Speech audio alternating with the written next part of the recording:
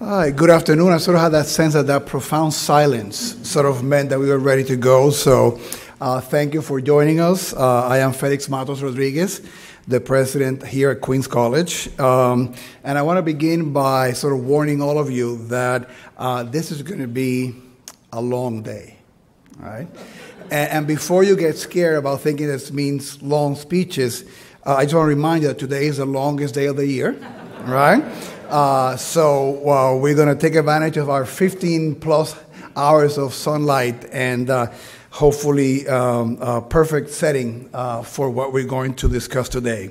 Welcome to Queens College, and we are especially proud here to be the college that in the CUNY system graduates the largest number of environmental studies majors. So we feel that not only have been working closely with NYSERDA and some of the other agencies to advance some of the governor's goals in sustainability, but we also feel that we're getting ready to train the next generation of experts in the field.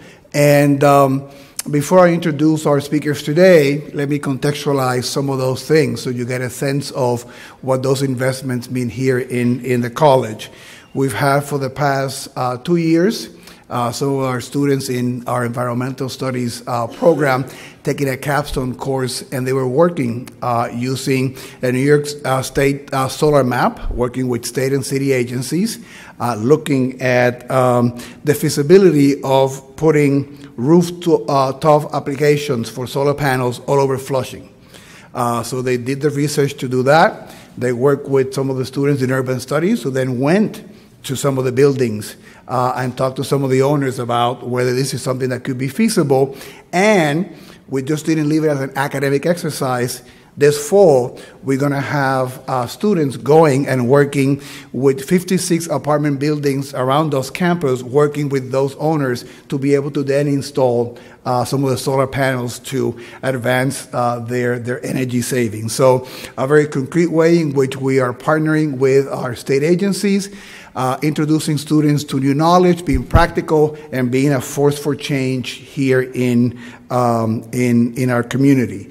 If you look around New York City, you might see some small boxes in some of the neighborhoods. The study that comes out every year about the quality of the air, which is clearly connected to sustainability, is a project that is run out of our Barry Commoner Center here at Queens College. Our students are in charge of monitoring the air quality all over the city and providing data so that the city can improve on its air quality.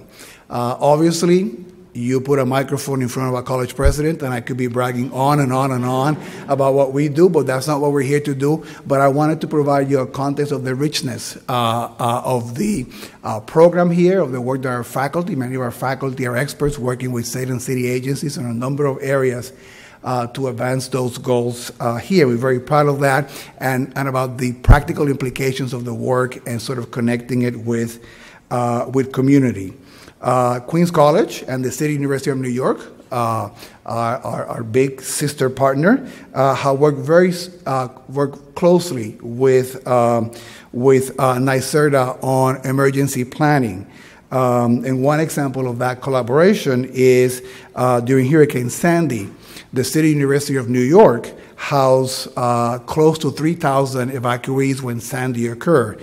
Of those almost 3,000, 450 were right across the street here in our gym, which was a facility for those evacuees that had more critical health needs, and the gym became the space where that was housed. So those conversations led us to better planning, to thinking, were that to happen again in the future, right, do we have the power and the energy to be able to safely provide for those families that were here with us here on our campus? And some of those conversations have led to some of the things that you're going to hear about today in terms of our role in not just being more sustainable, in being able to achieve the ambitious goals that the governor has sort of set for the state of New York as a leader, but also to be better ready for a disaster like this. So today's exciting NYSERDA initiative, an innovative solar and storage system in New York State, will help CUNY, Queens College and other institutions throughout New York to both reduce carbon emissions and still enable us to have emergency power during outages at a much, much lower cost.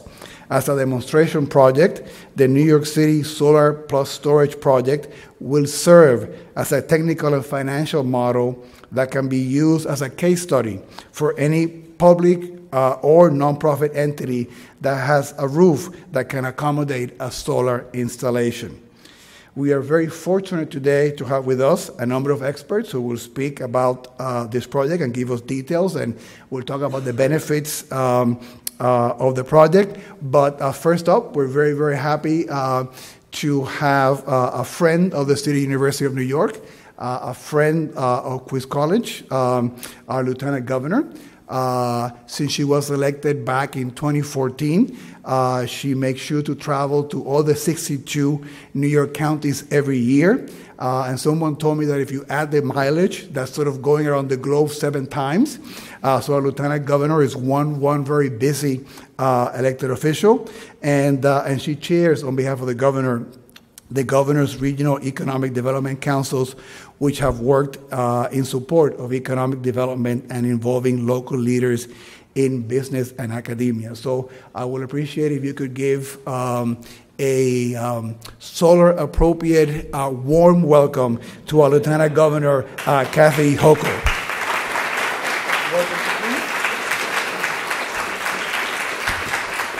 Thank you, President Matos Rodriguez, and I was familiar with your outstanding work at Hostos College before you came here, but your leadership is so evident, and obviously your passion for what you do here and your pride in Queens College is very contagious, and it is something to be very proud of, and you actually hit on the head exactly the reasons why Governor Cuomo and the state of New York have raised the bar so high when it comes to our resiliency, sustainability, and affordability. You spoke about 2 dynamics which are so important. One is in an extreme weather situation, which years ago, if you talked about the possibility of there being a hurricane hitting New York City and disrupting lives, and not just the shoreline, but in buildings and the subways, people would have said that's about as likely as a volcano erupting in Manhattan. And you realize it happened. We were hit with a hurricane of epic proportions, and people are still building back their communities all these years later.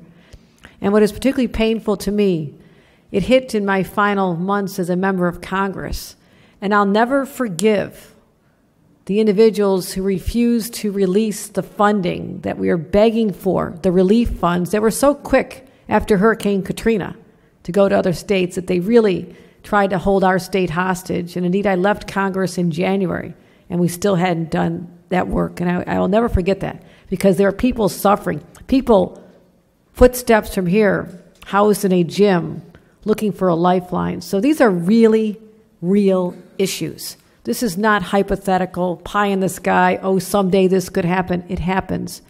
And because of the dramatic change in our climate, because we have not been, as a country and the globe, the best stewards of our environment, there are impacts that we're dealing with now, so extreme weather is no longer extreme. It is the norm, and we've now come to expect it. But rather than just waiting to be passive and wait for us to get hit and see how we clean up, our governor says, no, we have to do things differently. This is New York, and when we lead, the rest of the nation will follow.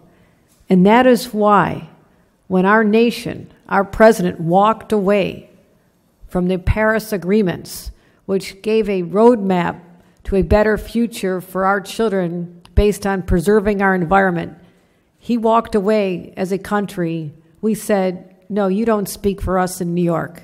We are going to band together with 16 states and Puerto Rico and say, we will still adhere to those standards. And so today's announcement really has global ramifications beyond what we can do here to improve the lives of students. And so that's why this is so significant. But also you hit on something else, which is near and dear to my heart. The opportunities for your students to have jobs of the future. You are now training the individuals, and the work you described of what they're already doing while they're still students, making a difference already.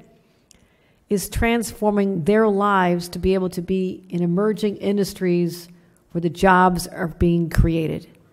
And that's another reason why we are so excited about the fact that our state has raised the bar so high, and our energy standard goals, people think, are just so far out there. But I can tell you, we have a governor who gets it done. And the partners that he has with us, you'll hear from shortly. Alicia Barton, the head of NYSERDA, is one of those visionaries. And I have worked with you all across the state of New York. And no matter what the challenge is, she always says we can do more, we can do better. And we are beneficiaries of your leadership. So you and your team at NYSERDA, and you'll get the details of more of this shortly, are really on the cutting edge of not just impacting the lives of the young people who have a good job to go to and their families, but also the children yet to be born when we leave to them a better planet because of your work. My same feelings go out to NYPA. Bob Lory here represents New York Power Authority, and I have been to events with the two of them all over the state of New York, finding creative ways to harness the energy that is all around us. It does not have to be based on fossil fuels. It does not have to be coming from coal and oil. That era is over. And that goes back to when the robber barons were trying to make obscene profits. I mean, there was an electric car that was built in Buffalo in the early 1900s. I'm from Buffalo. I go to the car museum all the time. Just imagine if we had kept electric cars for the last 100-some years. What a different planet we'd have. But no, people succumb to profit motive. But today, that era is over. Enlightened leadership is going to take us to the next level of where we need to be. We have a choice. This is not a matter of choice. So the energy goals that you're going to hear from Alicia Barton, that she has worked so tirelessly on, they're ambitious, they're bold, but we're New York. We embrace challenges. We say, bring it on. And that is going to be part of the legacy that Queens College is part of as we go forward, and people look back, some saying, when did it all start? How did that happen? That you have the audacity to say we can have 1,500 megawatts in New York State by the year 2025. And we're not those kind of politicians who say, yeah, we'll do something by the year 2050, 2075, because no one will be around to really check and see if we did it. That's in our lifetime, folks. We're all going to be around to see that. So you'll be able to hold us accountable.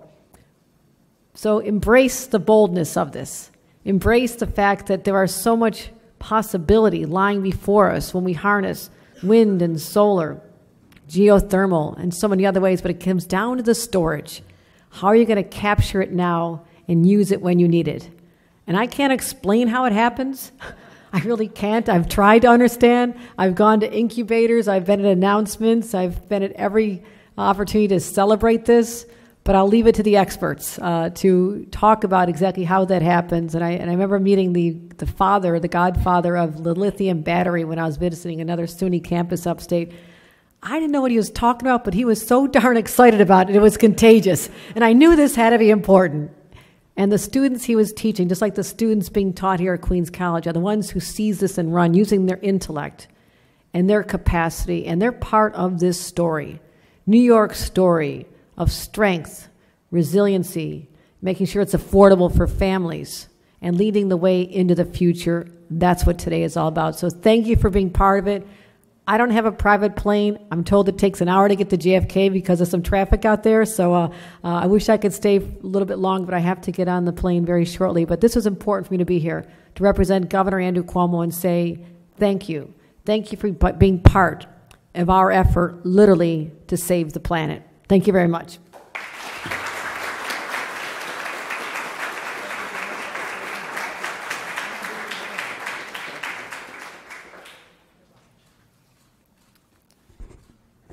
Thank you, Lieutenant Governor, and we wish you safe travels to Kennedy. Now it is my pleasure to introduce Alicia Barton, who is the President and the CEO of the New York State Energy Research and Development Authority, which promotes innovative energy solutions to improve New York State's economy and environment. Alicia has extensive experience in advancing clean energy projects and companies, including serving as the Chief of Operations of the Global Utility Business Unit at SunEdison and as the CEO of the Massachusetts Clean Energy Center. Please welcome Alicia Barton.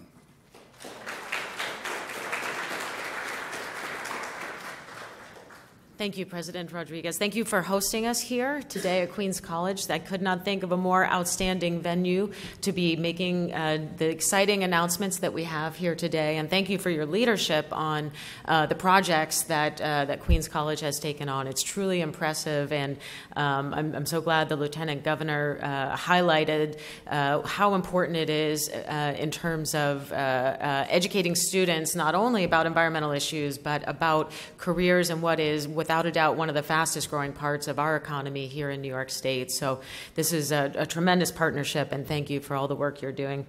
I'll thank the Lieutenant Governor also for her outstanding remarks, even though she had to depart a little bit early. New York State is truly fortunate to have not only a governor who is a tireless champion for climate and clean energy issues, but also a lieutenant governor who is working on these issues statewide. As she mentioned, she and I have the opportunity to do that a lot together. She gets it, and she is a really critical part of the reason that we are making so much progress here in New York State. And I want to also just start by thanking the members of all the teams that helped put today's event together. This is really a special gathering, so thank you to the teams at NYSERDA and at Queens College and everyone who helped with that. A couple other quick acknowledgments I want to make in terms of who's here with us today, a couple of industry leaders. First is Bill Acker. Bill, there you are. I kept looking. I couldn't see you. There you are. So for those of you that don't know, Bill Acker is the director of the New York Battery and Energy Storage Technology Consortium, or New York BEST, which represents more than 160 companies and works to position New York as a global leader in energy storage technology. And he has been a huge part of the progress that New York has made and is going to make in energy storage. And I did want to also acknowledge Doug Staker from NLX, who has also been an early leader on energy storage projects and permitting issues and the rest here in New York State. We really thank you for your contributions to that. We have a couple of important partners at the state who weren't able to be here with us today. First, I'll mention Gil Quinones, the president and CEO of the New York Power Authority, and Bob will be able to represent him quite ably and talk about the outstanding work that NYPA is doing to move New York forward when it comes to energy storage projects. Alfred Griffin, the president of the New York Green Bank, who wasn't able to be here today, but who is a key partner in helping advance clean energy technologies across the state through the work that the Green Bank does to support project finance. And thank you, Sarah Davidson from the Green Bank, for being here. And I really want to put a spotlight on our partners at the Department of Public Service and at the Public Service Commission. Unfortunately, the chair of the commission, John Rhodes, was not able to be here today, but his leadership on clean energy issues across the state has been outstanding, and his partnership with NYSERDA and all of his team at the department in the work that we have done to put together what are truly exciting set of policy and program recommendations that I'll talk about in a minute has been fantastic. So thank you to all of those teams. And again, it could not be more appropriate to be here talking about these important issues today, to be here at Queens College. Sustainable CUNY is a true partner for the state's efforts to transform to a cleaner energy system. And NYSERDA was proud to be a sponsor of Sustainable CUNY's Solar Plus Storage Summit held earlier this week. And we also work together along with the CUNY system and many other partners to develop the first comprehensive set of guidelines for permitting and interconnection of outdoor lithium-ion storage systems in New York City, which has been one of the key building blocks that we need to put in place in order to realize the vision for energy storage we have. It is through public and private partnerships like this one that we are continue to advance New York's ambitious clean energy goals and combat climate change. And storage is absolutely critical to our clean energy future, and that's why Governor Cuomo has made investing in energy storage a priority. Briefly, under Governor Cuomo's leadership, New York has without a doubt staked out a true national and global leadership position when it comes to our commitment to fighting climate change and advancing clean energy solutions. The governor has put in place a commitment to reducing greenhouse gas emissions by 40% below 1990 levels by the year 2030, which is a nation-leading commitment, as well as a commitment to obtaining half of the state's electricity supply from renewable energy sources also by the year 2030, and that is also a nation-leading commitment. And earlier this year, he added to that roster of bold commitments a significant target for energy storage deployment in New York State, seeking to charge the state with obtaining 1,500 megawatts of advanced energy storage installed in New York State by the year 2025. That target sends a strong signal that New York is serious about the role of this technology, the role that it will play in transforming our electric grid for the future. And as part of that announcement earlier this year, when he announced that bold target, he charged NYSERDA and the Department of Public Service to analyze and recommend a set of policy options that will needed to be achieved in order to achieve the 2025 target. Working together with our colleagues at DPS, we developed the Energy Storage Roadmap, which includes recommendations to guide New York towards achieving its energy storage target and move the state closer to having a clean, resilient energy system.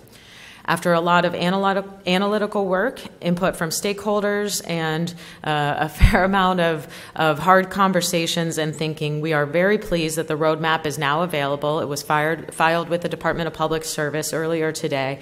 And for those of us who have been working on energy storage issues in New York for some time, including some of the colleagues I mentioned before, this is a very big day for energy storage in New York.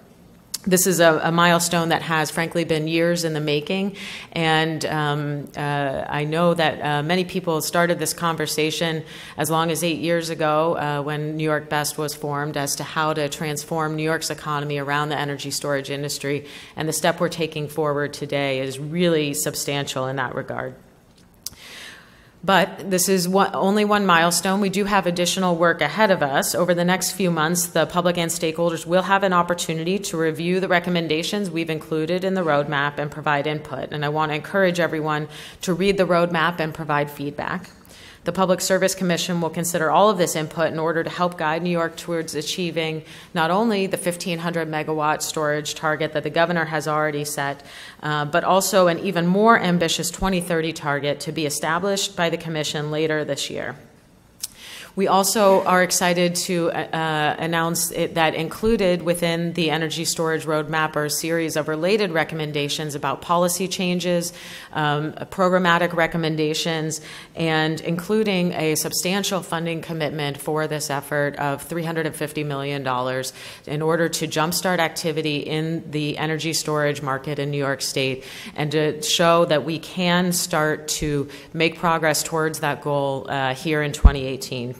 We'll also include recommendations to launch a PV plus storage program and include a storage adder under NYSERDA's New York Sun existing program, and that's something that we believe we can do on a very quick basis and launch that initiative later this year.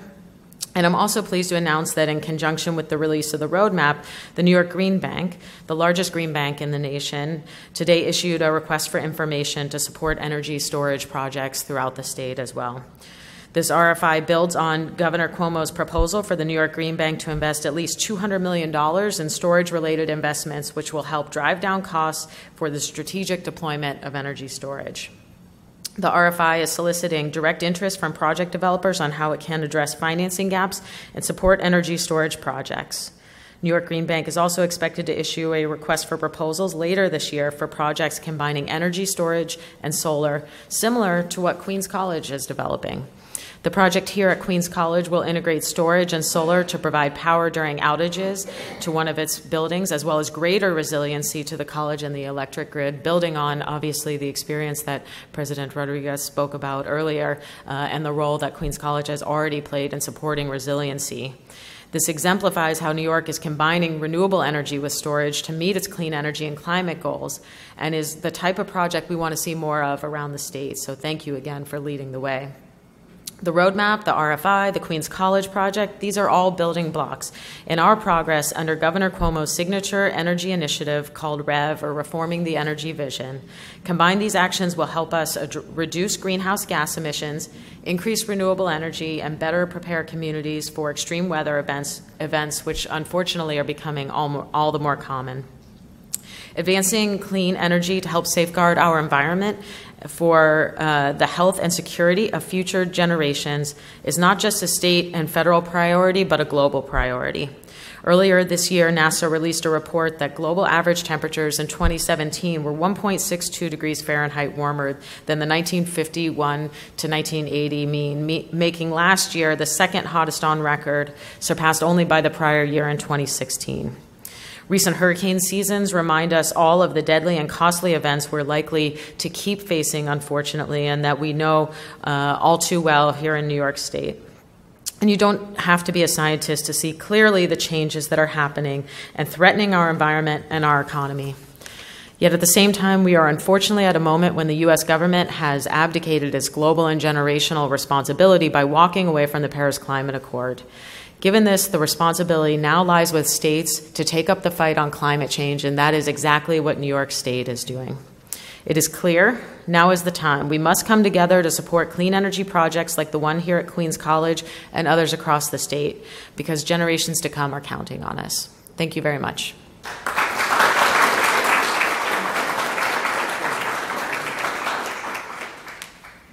Thank you, Alicia. And I also want to acknowledge, we're talking about sort of industry partners, but we have Ron Spalter from the City University of New York, who is our guru for sustainability projects in the system and has been a really, really important partner for us here at Queens in encouraging us to move ahead with these projects. Now I would like to introduce Bob Lory, who is the New York Power Authority Executive Vice President of Strategy and is Chief Financial Officer. He oversees the financial operations and also directs its strategy development, including bringing new energy technologies and services to its customers and expanding into renewable energy, energy storage, and electric vehicle infrastructure. Among his previous positions, Bob served as the Chief of Strategic Planning at the Port Authority of New York and New Jersey from 2003 to 2007. Please welcome Bob Lory.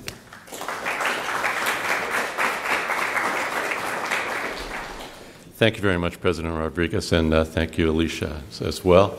It's great to look around this audience and see lots of partners and friends and stakeholders who are also interested and critical to bringing about the clean energy transition that we all want to be part of, and the governor is pushing forward. This initiative is a critical part of that and very exciting, and I'm very thankful to be here. The New York Power Authority is very pleased to be part of today's announcement. We at NYPA know how crucial the issue of energy storage is in helping the state achieve its renewable energy goals.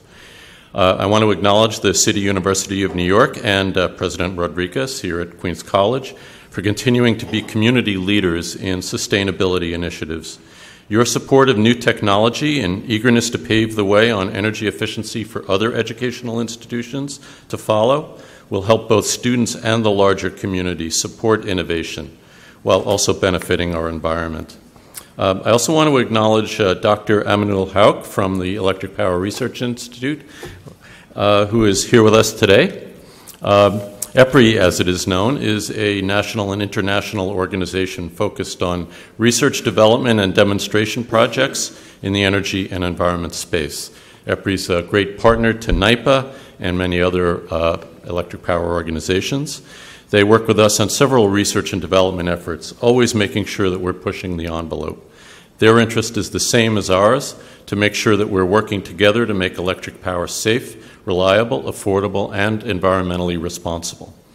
EPRI is also part of the CUNY Solar and Storage project here that is soon to come, and we're so glad that Emanuel is here with us today representing EPRI. Thank you.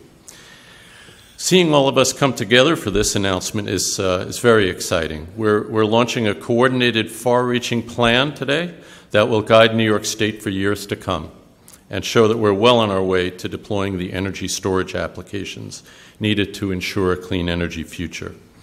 In addition to the resiliency for critical facilities that President Rodriguez described and Alicia referred to as well, generating a pipeline of energy storage projects is key to building flexibility into the electric power grid. With more storage, we'll be able to better incorporate renewables and accelerate achievement of the state's 40% greenhouse gas reduction goals by 2030. We're on track to further Governor Cuomo's commitment to transform New York's electricity system into one that's cleaner, more resilient, and affordable. With innovative energy storage projects, we will move the needle on this even further and faster. With this roadmap, private investors and developers see that we're ready, willing, and able to form partnerships and work with them to develop storage solutions that benefit the state's energy system. The Solar Plus Storage project planned here for Summit Hall, here at Queens College, is a great example of what's to come. The proposed system will supply renewable solar power year-round to the campus, reduce energy costs, and reduce the load on the grid while providing power to critical facilities in time of need. Being able to store energy so that it can be delivered when and where it's needed is a game changer when it comes to meeting our peak power needs and avoiding high electricity costs. It helps provide the flexibility to use power when generating it is clean and free, that is, when the sun shines and the wind blows. The New York Power Authority is a first mover and leader in energy storage, along with NYSERDA. We've been acting as a catalyst for private sector investment and successfully implementing innovative projects across the state, and we're looking to do more. Batteries, of course, are not the only way to store energy for the power grid. Back before people thought much about wind and solar, the Power Authority was operating 2 pump storage facilities that use hydroelectric technology and large reservoirs to generate electricity. This is clean energy as well and is a great use of storage so that it's available for the grid when it's needed. We also have a few innovative energy storage projects on the horizon. We recently kicked off a project to demonstrate a new battery energy storage system at our White Plains headquarters. The system will store energy during off-peak hours and return that energy to offset building loads during periods of high demand. We're walking the talk right at our White Plains office. In addition, the State University of New York is working with us on several projects. A solar energy and battery storage system was recently completed this spring at SUNY New Paltz. In fact, the Lieutenant Governor and Alicia Barton joined us as we unveiled that project as well.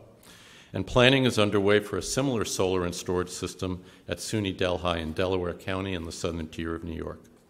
In addition, Purchase College in Westchester County was recently selected as a demonstration site to test a thermal energy storage system that increases the efficiency of a standard combined heat and power system by storing waste heat for future use. We at NYPA are used to being a first mover.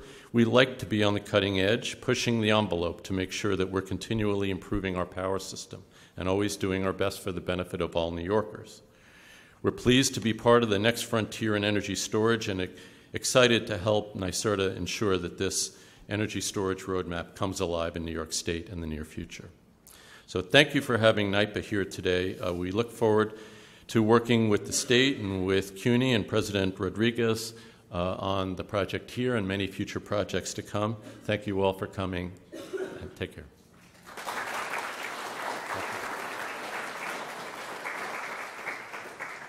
So on behalf of the State University of New York and of Queens College, I want to again thank Governor Cuomo for his leadership and for the funding that allows projects like the one that we're announcing today and were shared to occur. Thank you to the Lieutenant Governor for being with us. Thank you to Alicia and to Bob and to their teams for the partnership and for being here today. That concludes the official part of the program. If you have not had a chance to look at the visuals, you can see at least where the program, the one here at Queens College, and actually thank you so much for being with us here at the college, and enjoy the rest of the day. And if anybody wants to visit the campus, feel free to do so. Thank you so much. Yep.